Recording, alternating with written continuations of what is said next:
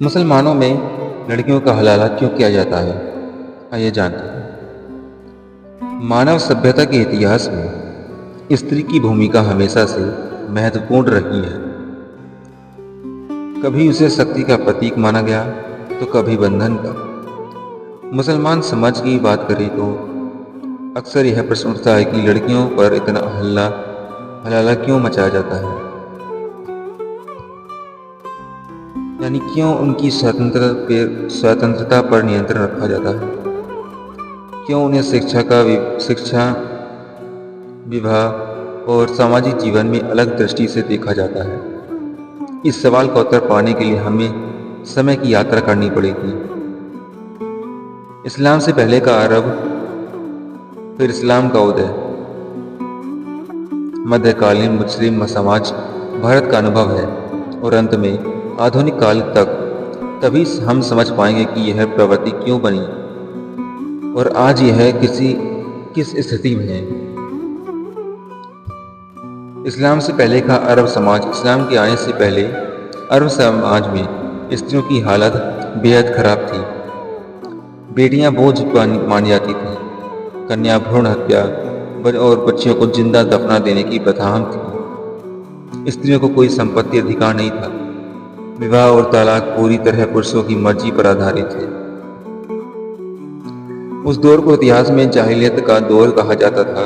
इस पृष्ठभूमि में जब पैगंबर हजरत मोहम्मद साहब ने इस्लाम की शिक्षा दी तो उसमें स्त्रियों की शिक्षा में सुधार की बातें आई। इस्लाम के उदय के बाद सुधार। इस्लाम के उदय ने अरब समाज में कई बड़े बदलाव किए। कुरान में स्त्रियों के अधिकारों को स्वीकार किया गया। बेटियों की हत्या, जिंदा गाड़ने की प्रथा को हराम घोषित किया गया। स्त्रियों को विरासत का हिस्सा मिलने लगा। शिक्षा को अनिवार्य बताया गया, पुरुष और महिला दोनों के लिए। विवाह में स्त्री की सहमति जरूरी मानी जाएगी। कुरान में आया, औरतों के साथ भलाई से पेश आओ।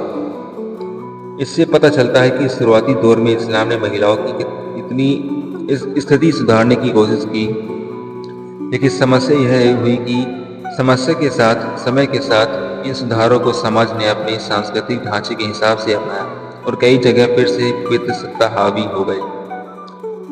मध्यकालीन मुस्लिम समाज और महिलाओं पर नियंत्रण। इस्लाम के फैलाव के साथ साथ विभिन्न देशों और संस्कृतियों ने इस धर्म को अपने अनुसार ढाल दिया। खासकर अब्बासी खिलाफत और बाद के दौर में महिलाओं का पर्दा और नियंत्रण कड़ा होने लगा। पर्दा प्रथा, हिजाब, नकाब, बुर्का धार्मिक से ज़्यादा सांस्कृतिक परंपरा बनाई। पुरुषों ने धार्मिक व्याख्या अपने हित में करनी शुरू की। राजनीति और सत्ता ने भी महिलाओं की स्वतंत्रता पर रोक लगाई। महिला की भूमिका मुख्यतः घर और बच्चे तक सीमित कर दी गई। यही वह दौर था जब औरतों पर हल्ला मचाना यानी उनके पास व्यवहार, कपड़ों, शिक्षा और आज़ादी पर सवाल उठाना आम हो गया। भारत में मुस्लिम समाज और महिलाएं। भारत में मुस्लिम शासन, दिल्ली सल्तनत और मुगल काल के दौरान भी यह स्थिति देखी गई। राज दरबारों में पर्दा प्रथा को सख्ती से लागू किया।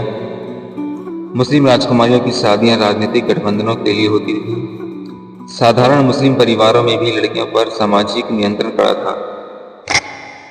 हालांकि मुगल काल के कुछ अपवाद भी मिले, जैसे जहांआरा बेगम, गुलबदन बेगम, जिन्होंने साहित्य, कला और राजनीति में योगदान दिया, लेकिन वे गिने चुने नाम थे।